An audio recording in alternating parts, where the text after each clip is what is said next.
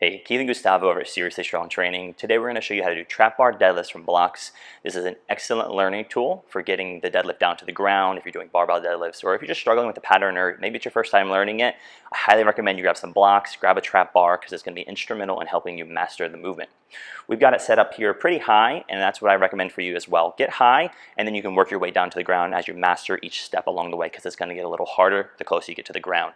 Gustavo's got his feet centered with the bar through the middle here, the imaginary bar.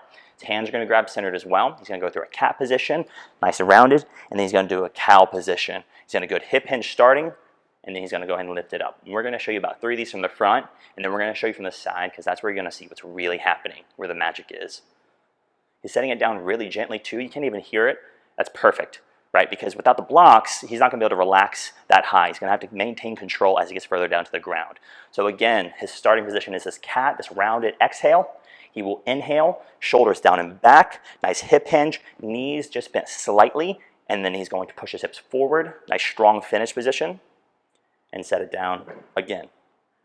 I'm going to show you one more here. Just pay attention to how gentle he is. It's excellent. So if you're struggling to learn the deadlifts, or you just want to perfect them, take them to the next level, use some blocks, and it's going to help you out big time.